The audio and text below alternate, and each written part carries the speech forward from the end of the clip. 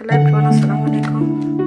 আমি আজকে আপনাদেরকে দেখাবো মাখা চিকেন রেসিপি। দেখুন, এর জন্য আমি দিয়ে দিলাম পেঁয়াজ বাটা, রসুন বাটা, একটু পরিমাণ আদা বাটা, তারপর দিয়ে দিলাম কতগুলা পেঁয়াজ কুচি, তারপর দিয়ে দিলাম গোলমরিচ গুঁড়ো, এলাচি,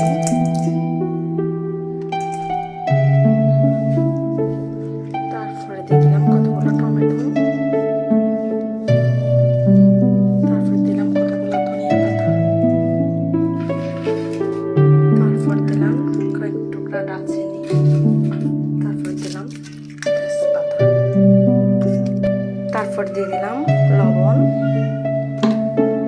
তারপর দিয়ে দিলাম একটু জিরের গুঁড়ি, একটু শুকনো মরিচের গুঁড়ি, ধনিয়ার গুঁড়ি, হলুদ গুঁড়ো। এরপর দিয়ে দিব রাঁধুনি রেডিমিক্স মুরগির মশলা, তারপর দিয়ে দিব কাঁচামরিচ বাটা।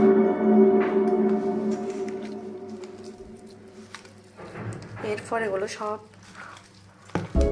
ভালোভাবে মেখে নেব। আজকে আমি তৈরি করতেছি মাখা মুরগির মশলা, মুরগির মাংস।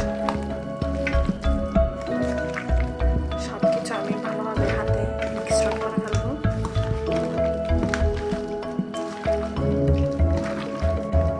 আমার মাখা প্রায় শেষ।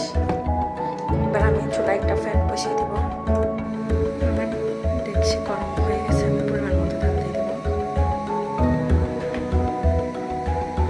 তেলগুলো গরম হওয়া পর্যন্ত অপেক্ষা করবো। তেলগুলো গরম হয়ে গেছে, এর মধ্যে আমি দিয়ে দেবো মেখে রাখা মুরগির মাংস।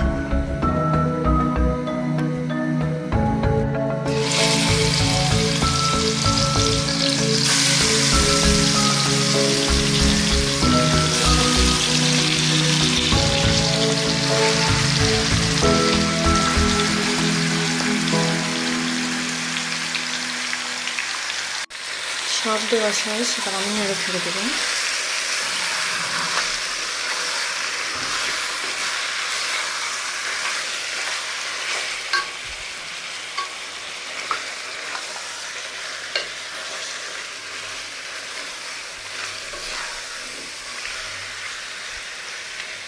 এরকম করে আমি কিছুক্ষণ কষিয়ে নেব, ঢাকনা দিয়ে করে দেবো। আমার কষানো প্রায় শেষ। দেখুন কালারটা কি সুন্দর মাশাআল্লাহ। এর মধ্যে আমি 5-6 টুকরা আলু এবার এগুলো ভালোভাবে কষিয়ে নেব।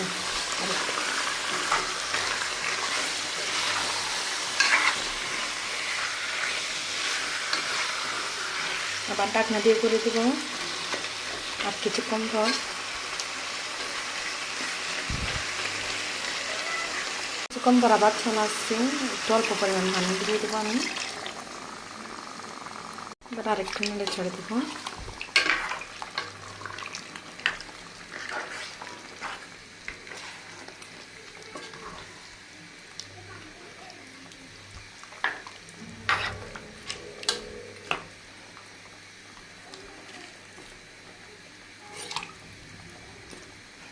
আপনারা যারা আমার ভিডিওটা দেখছেন তারা অবশ্যই আমাকে ফলো দিয়ে আমার পাশে থাকবেন, আমাকে সাপোর্ট করবেন।